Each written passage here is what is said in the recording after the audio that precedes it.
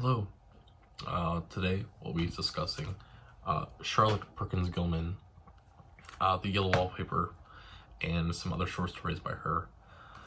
It's in this wonderful collection. It's not that long. It's like 70 pages, I think. But I got halfway through it and then I stopped. And that's nothing on her. These are actually fantastic short stories. It's just, I only had to read one of them for a class, and then I have a whole bunch of other reading that I'm like halfway through. So that was really why I just never got back to this. But yeah, so these short stories, they focus a lot on mental health, which is a really interesting thing, because when we talk about health in regards to literature, it's a lot of focus on TB and cancer and things like that. And the actual mental health side is really kind of put off into its own category, but it's still under the umbrella of health in literature, which is really interesting.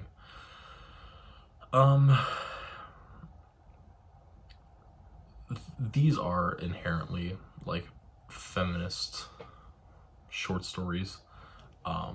They've focused a lot with female protagonists, women protagonists, that really experience something that is considered normal because it just happens in everyday life, and it didn't really matter that it was happening. But actually hearing the story as a written piece completely changes the way that we view it. So I think these short stories are very impactful. The big one, the one that she's most famous for, The Yellow Wallpaper,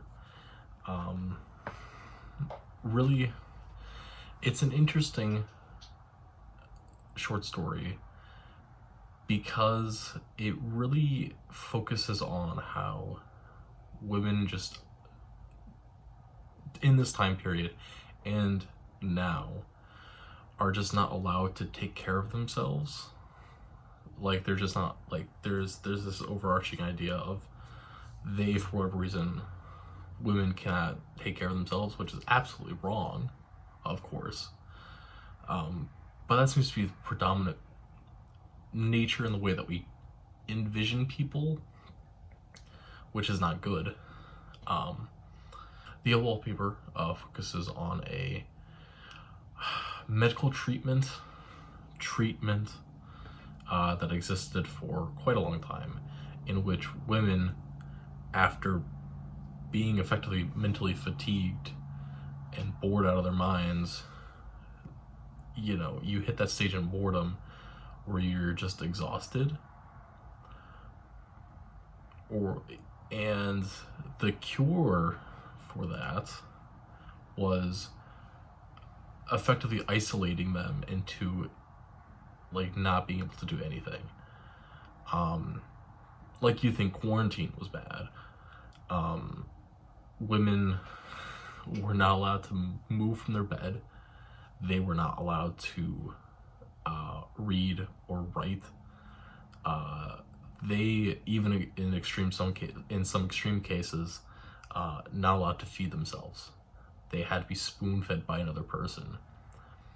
And this treatment lasted weeks. Like, imagine the horrors of quarantine in which you weren't allowed to leave your house for 2 weeks. Now, confine that to just your bed, and you're not allowed to do anything. You're not allowed to use your phone at all. You're not allowed to watch television. You're not allowed to read. You're not allowed to write. You can't even do the basics of like feeding yourself or bathing yourself.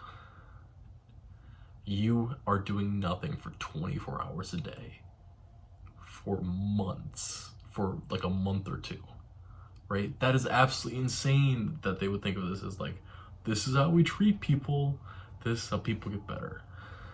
Absolutely insane. The other short stories that get kind of thrown into here, a lot of it relies on the financial imbalance of men and women. A lot of the stories kind of rely on women somehow using what little they have. There's a cat in my room somewhere. A lot of the other short stories rely on women having some very, very small token of way to make money and really kind of exploiting that. Usually it deals with, a couple times it's, they are granted a very, very small portion of property or money, and they are able to use that in an effective way, or it is with, some it's with their natural talent, some is with being able to raise and rear children, but really, like, it's all about women finding niche ways to band together to make money, which is a really interesting thing.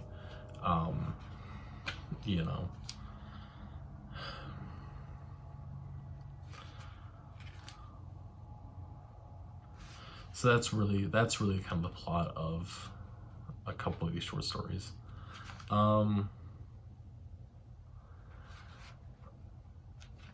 There's also a lot of focus on travel, which is, I guess, something to just kind of mention, is that quite a few of these short stories is either the solution or the problem is caused by or is done through travel and like excessive traveling.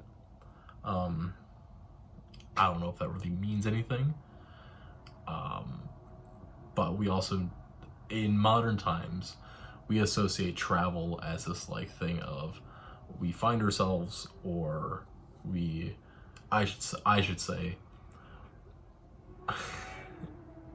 American citizens that are about middle class and above view traveling as this great expression of freedom, but also like a garnering of who we are and finding out like self-exploration and things like that. And I don't think it's because of the ideas put forth here. There is the grand tour that used to happen in the Renaissance, that it extends all the way to there, of travel being a thing. But I think the use of travel in these short stories is really interesting, and really just kind of pervades this idea of somehow in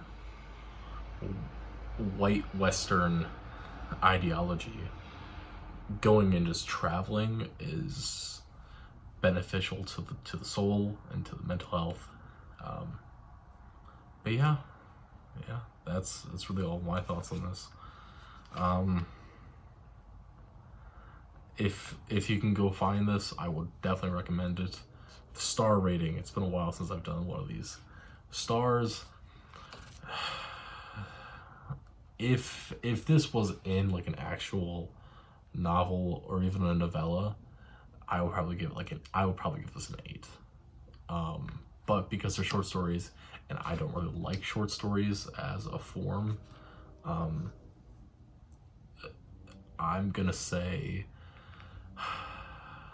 a 6.49, just under 6.5, 6.49. Charlotte, I'm pretty sure you're not alive at this point, but if you are alive, more of this.